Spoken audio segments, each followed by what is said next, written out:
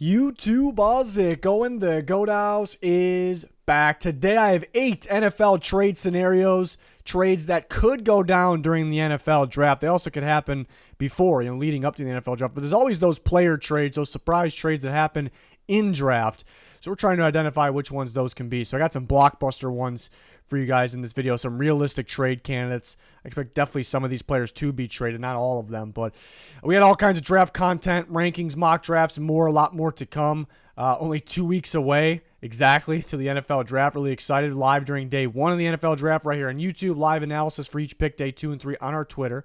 So follow us on Twitter. You get bonus draft content if you're a subscriber on Twitter. Links pinned in the comments for that, as well as our Discord. Sponsors, GLD Shop, have their Cowboys chain on right now. Liquid IV, Walk the Mock, very cool mock draft simulator. We're holding some member mocks on there. A lot going on here. Check out our channel. You won't be disappointed with the content here.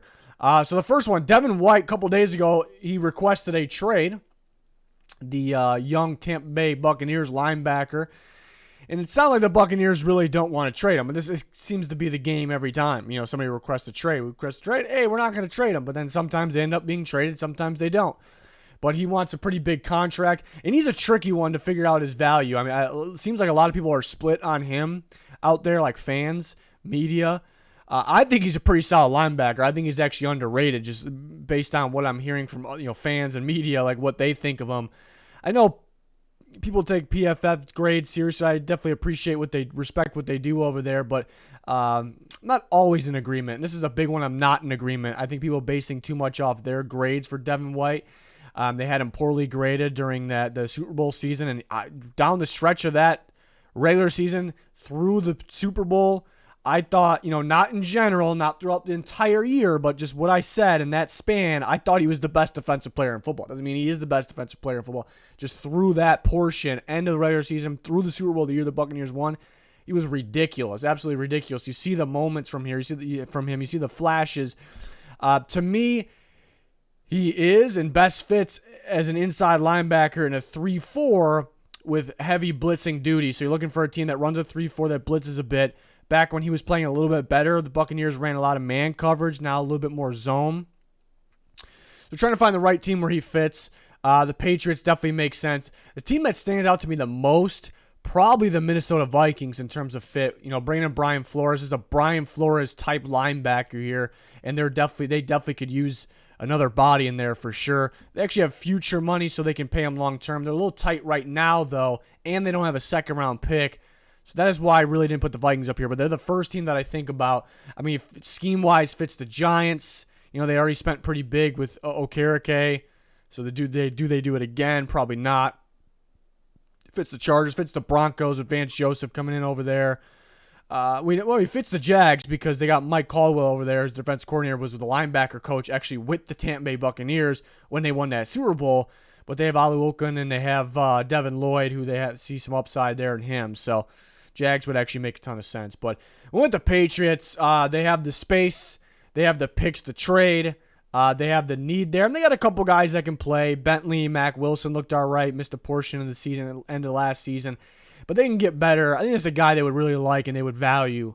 Young, athletic, big playability. I think Belichick can get the most out of him. So I'll say the Patriots. And I think he's valuable. I don't think the Buccaneers would let him go for, I think they would ask a first round, believe it or not. People will laugh at that, and they may let him go for a second and a third. It'd be multiple day 2 picks, but might have to come down a little bit on that because he requested a trade and he does want a bigger contract. Not a whole lot of teams will pay that. So a second and fourth made sense. People are pretty split on his value. So some people will think this is way too much. I think he's a good ball player with a lot of upside. And he would fit some schemes like the Patriots. We talked about the other teams as well. Really like him for the Vikings again, but no second round pick. Could they afford to do something like this? We'll see. But White, in my scenario, I had going to the Patriots, but definitely a trade candidate to watch out for leading up and during the NFL draft. Another one that requested a trade was Greg Newsome, and then it came out shortly after that from him and his agent that they're happy with the Browns right now. So, which one is it? Legit Browns reporter reported that he requested a trade. But, Yeah, he's pretty young. He's only going to be going into his third year, so weird for him to request a trade if he did request a trade. But they do have Denzel Ward, who's a big-time corner, and he's going to be a starter. And they do have Martin Emerson, who looked pretty damn promising last year. Really did. So, could they try to play one in the slot? I think that guy would probably be Newsome, but he feels he's an outside corner. And I think he could play in the slot, but I agree with him that he's an outside corner. He's very good. He's actually very good. During his rookie year, he was legit. The issue with them, same with Northwestern. It's the same as my prospect evaluation. This guy is a good corner, man or zone. He's physical, especially for his size. You don't look at him and think he's that physical. He'll come up and hit you, really sticky in coverage. He's good. It's just the durability issues. Those will pop up. He'll miss some games. So that's kind of the issue with Greg Newsome. But he really thrived when he was on the field, especially in that rookie season in that cover 4 Brown scheme. So I think he can fit more than just cover 4, but he really feels like a cover 4 guy. He feels like other things as well, but a cover 4 guy, and he really thrived his rookie year when the Browns were running a bit more cover 4. So I take a look at the Carolina Panthers. They bring in Ajero Evero, used to be with the Rams. Last year was the Broncos defense coordinator. Now the Panthers. Last year was the Broncos defense coordinator. Now is the Panthers defense coordinator. He's a big cover 4 guy, and they could use another corner. They haven't addressed that yet. They've addressed some things, but not that yet. I think they can survive without adding a big-time corner, honestly, because they do have some guys. And J.C. Horn's a stud, so they have J.C. Horn. But some other guys, Jackson, Henderson, maybe they got some think there's some upside there, in Evero's scheme. But they could use another guy. Seems like they like to add some young guys here. And Newsome really could thrive in that cover 4 scheme. And they still have a second-round pick, which it might be tough for the Browns to give him up for that because he was just a first-round pick. But if he's requesting a trade and they used a lot of Ward and Emerson last year, then it's possible, he goes for maybe just a second. Not saying a trade will happen, but I thought it was appropriate to discuss Greg Newsome since that news was very recent there. But Panthers made the most sense in terms of scheme fit. He also, fits the Rams, and he would fit kind of their rebuild, but they're looking to gain picks, not trade them away. The Titans a pretty good scheme fit. And they're going to play Sean Murphy-Bunting outside, who they added this offseason. Other teams that could use a corner could definitely use him as well. I just kind of went for scheme fit plus need there. Panthers are a team that stood out. But I got another guy to look out for there. Some running backs. We're going to talk about a few of them here. This would be a wild one. I mean, the Titans made a splash trade that I think a lot of people did not think that was going to happen day 1 in the NFL draft, and that was trading. This one could happen on day 2 if it's going to happen, but trading A.J. Brown, which was just a surprise. Big piece of their offense goes to the Eagles, and then the Titans end up drafting his replacement, Treylon Burks, in the first round, like right when they traded him. It was pretty wild. And the Derrick Henry talks, there were some talks earlier in the offseason, the rumors. I don't know if there was talks with the Titans, but didn't really buy into them a whole lot. They're starting to heat up again a little bit as we get closer to draft, and I've specifically heard the Cowboys are a team to watch. Pretty wild there because they already traded for 2 big-time veterans in Cooks and Gilmore. They didn't really spend big-time picks on those guys, though, and they could look to add another one and add Derrick Henry, him and Pollard. Remember, Pollard's coming off that injury, might miss a little bit of time, but that would be pretty deadly, take some pressure off of Dak Prescott. And Derrick Henry can still play at an extremely high level.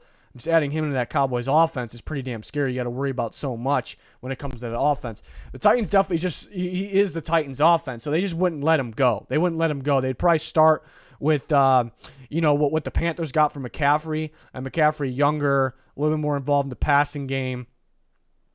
Him being worth more kind of made sense, even though you could debate that Henry's a better runner, especially inside right now. But I still think the Titans would need a bit for this to happen. And then factor in it's $11 million for the new team that, say the Cowboys acquired Derrick Henry. It's $11 million.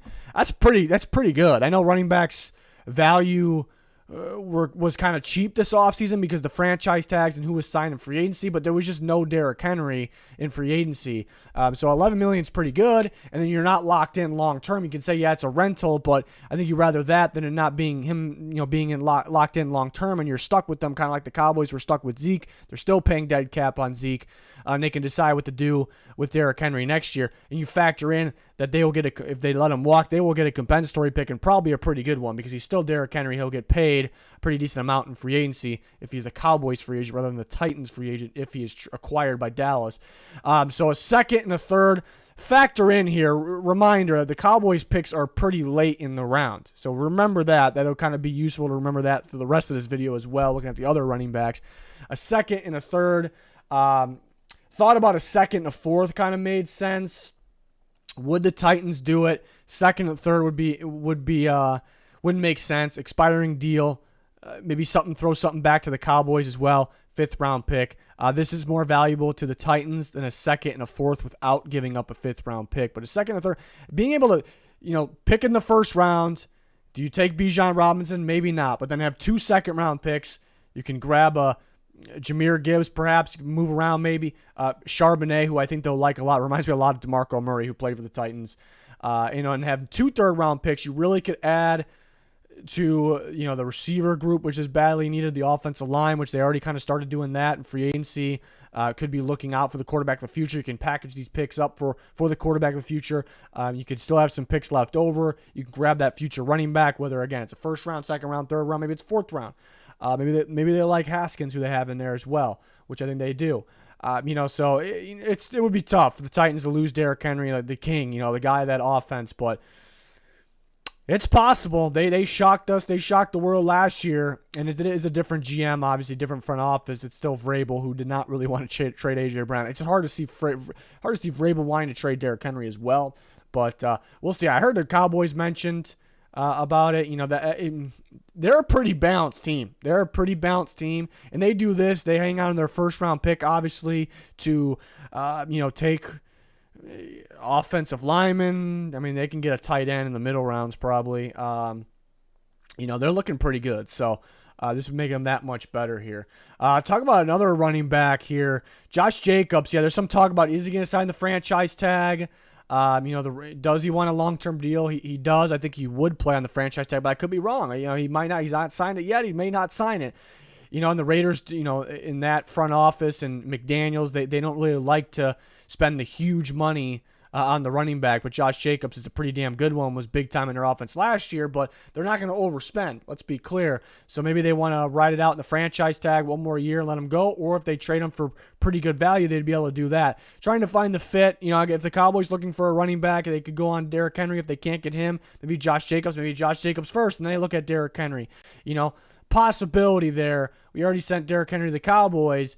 The Cardinals, actually, there's not a whole lot of teams that make sense, even though Jacobs fits pretty much anybody, because I think he can thrive in any type of running scheme.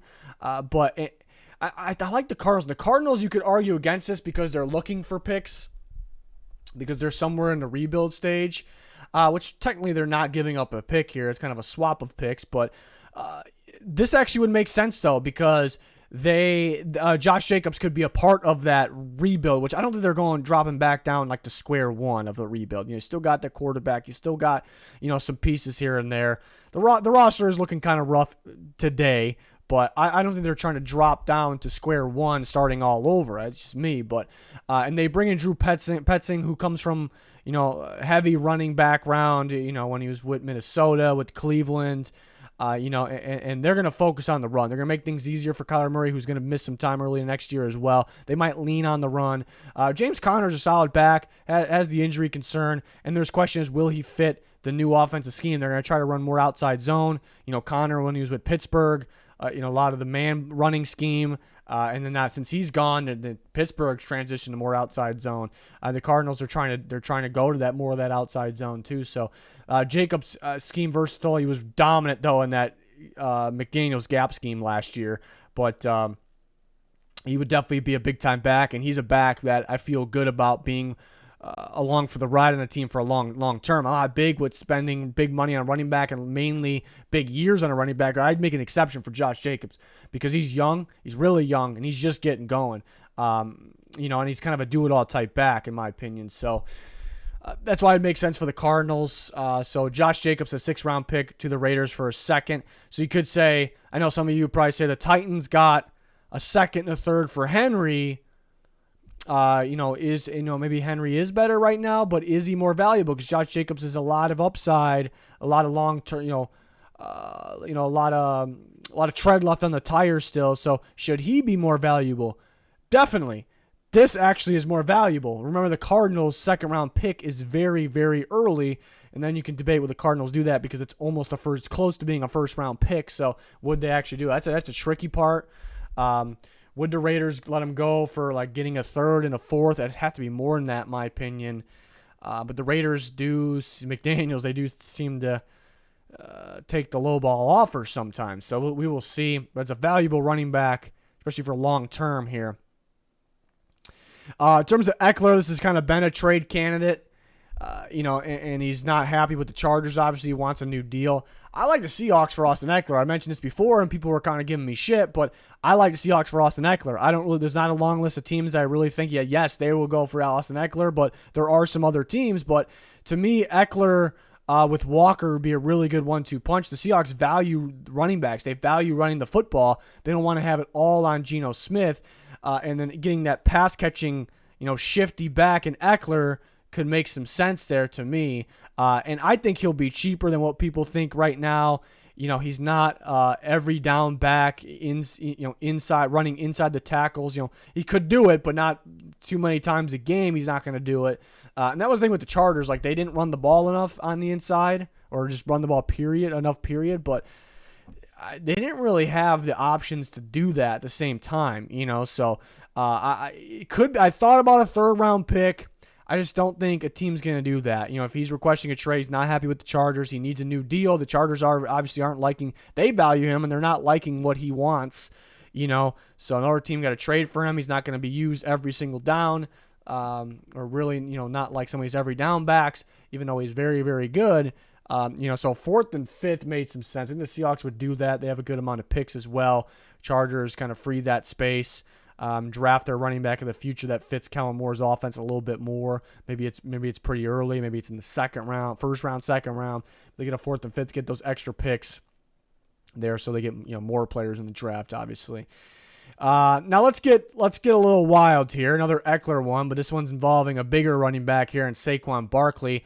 What if these two want to swap? What if the Chargers are looking for that big time back? The every down back. The fit Kellen Moore's offense. Barkley the other day, the other day was reported that he didn't sign his tag yet, which isn't too much of a surprise. So he won't go to the optional, offseason activities there with the Giants, but it's really was expected. We shouldn't make a huge deal out of it, but it's still not signed. The Giants, Brian Daboll, the pass first, it feels like pass first offense. I mean, they have Daniel Jones run. Are they going to value running back that much where they give him that big contract? They actually took the contract offer off the table that they had before free agency. They had it sitting out there. Barkley's like, no, I'll get more in free agency, but they tagged him. Maybe Barkley thinks he's going to get more next year. And then they removed the offer because it was looking like a pretty good offer compared to how the running back market was being handled. So they took it off the table. So that was interesting, very interesting. So they maybe don't want to sign Barkley long term, and they get Ekeler, who maybe fits a little more. Be that much more involved in the passing game. He needs a new deal, but it's not going to be nearly as much as Barkley's, I don't think. So they can swap running backs. Obviously, Barkley has more value. So a second-round pick, which is pretty good going to the Giants. You get a pretty good running back that fits your passing offense. And Ekeler, and you get a second-round pick, but you send away Barkley and a fourth-round pick to the Chargers. I think a win-win possibly for both teams. It is tough for the Giants losing their big-time back, but you can grab another one that kind of complements Ekeler. I'd imagine they would. I imagine they wouldn't use a first or a second on that guy unless somehow Bijan slips through. But I think they would use mid-round guy, use a mid-round pick, Roshan Johnson, Chris Rodriguez, fourth round, around that range would make some sense. So that's kind of a big-time blockbuster one that, maybe it's hard to say that will happen, but interesting to say the least. DeAndre Hopkins, there's some talk about multiple different teams during this whole process. Sounds like the value's going down a little bit. Teams don't want to really trade for him, a high pick, and have to pay him. So keep hearing that he could go around for what Brandon Cooks went for, which was a fifth and a sixth. Fourth is not far off from that, fifth and sixth versus a fourth. Fourth is a little bit more valuable, but DeAndre Hopkins to me is a little bit more valuable, big-time player. So fourth-round pick made sense, but the Jets are being mentioned a little bit, and it kind of makes sense, sort of makes sense. I mean, they missed out on OBJ, and they're just trying to get the baddest weapons for Aaron Rodgers, what the Packers weren't doing. And they, if they're going all in for Aaron Rodgers and they went all in on Lazard and all they're going for it all, right? They're going all in, not stopping there, which you got to respect that. Some teams kind of half-ass it. So they're trying to make this as bad, in a good way, as bad as a unit for Aaron Rodgers as it can possibly be. The only thing, they have other receivers as well, so I don't know if this is a must. They could focus elsewhere, but it's a pretty good roster at the same time, so I kind of understand it. So the Jets, since they missed out on OBJ, could swoop in for Hopkins. And the Cardinals at this point could accept a 4th-round pick. Teams probably offering that 5th and 6th, like for Cooks right now. Might have to come up to a 4th, which is a little bit more value, even though it's not 2 picks. Maybe the Cardinals want the 2 picks, though. They want more picks, but there is a pretty big difference, I think, between a 4th and a 5th. I know the 6th would be involved, or maybe you get maybe the offer could be 2 5ths. Seems low for a guy like Hopkins. But yeah, Jets are trying to go all out with those, the receivers there. And then the big trade we are still waiting to happen, and could happen during the draft, it sounds like now. We're probably annoyed. Everyone's probably sick of hearing about it. But involving the Jets and involving Aaron Rodgers, who we were just talking about, the trade's got to happen at some point, right? And I was kind of staying patient, but I'm kind of getting a little annoyed. Is the draft going to be all about Aaron Rodgers trade? To me, that's a little frustrating, but if it gets done, then hopefully it gets done. But I wish it would happen before. But again, it could happen during the draft here. But I definitely understand. The Packers about to be trading away one of the greatest quarterbacks of all time that still got, just won MVP, not this past season, but the previous season. So not too long ago. So they want the right price. They want the right price for a big piece of their offense. So I understand that. But I understand the Jets side as well. Like he's not going to play for the Packers. The Packers, want to go with Jordan Love anyways. He only will play for the Jets or retire. And the Packers don't want to be stuck with the $60 million this year. They also want the picks because they didn't do anything in free agency because of the situation. And they definitely want the picks now to help Jordan Love this year to kind of make up for what they didn't do in free agency. They badly need receivers. So I think that so I understand the Jets side as well, but I'm kind of siding a little bit more towards the Jets side in terms of leverage because what I just said, the Packers really, they could hold on to him, and pay him. They've cleared money and pay him just to sit there, but then you're going to end up getting nothing for him because he'll probably retire or be doing the same thing next offseason. What they should have done was trade him last offseason. Where they would have got loads of picks, multiple first-round picks. So it's kind of their own fault here, but they still should get something decent. But this might be in between what is kind of being asked right now. Well, it was kind of said that the Packers aren't asking for the 13th pick anymore. So maybe the Packers are kind of asking for around this, but it's probably more so. It's probably more so for a second this year and then a guaranteed first next year. And the Jets aren't right there yet. They're probably just saying a second for right now. And they're probably willing to come up a little bit. But I think this is more like it. I think I've said this before too. 2023 second-round pick. It could be the Jets pick or it could be the pick they got from the Browns. One or the other. Could both be involved. Possibility. But this one of those second-round picks, which are back-to-back, give the Packers the better one. And then a next year second-round pick that can turn into a first. I was originally saying if Rodgers does not retire next year and he plays maybe X amount of snaps or he's playing, he's on the roster going into the season, then it turns into a first. Now I'm starting to say that's a little, the Jets probably wouldn't do that actually. It would have to probably be maybe how many games they win this year. If they go to the Super Bowl, if they go to the AFC Championship game, whether it's, it would probably have to be this year for the next year one to turn into a first. So make it a little more challenging for that to turn into a first. That would actually make more sense to me. But like I said, could both those second-round picks be involved? Those are pretty early second-round picks. They're back-to-back. That might be pretty appealing to the Packers. And then get a pick next year, but no condition. It can't turn into a first. Maybe it could be a third-round pick. Maybe it's a second round. You get 3 second-round picks. Maybe that's a possibility, too, not being talked about enough. But this is kind of what I came up with here. I kind of want this to happen before the draft. Because, it's different. Last year, like the A.J. Brown trade was just huge, and it just made the draft that much more entertaining. We all know this trade's going to happen. I think we're kind of sick about with hearing about it. We all kind of have an idea what's going to happen with it. If this kind of takes over the draft, which it won't completely take over the draft, but it might be a little lame. Everyone might have a different opinion on that, but very well could happen during the draft. Could happen during day 2 of the 1 or 2 of the draft.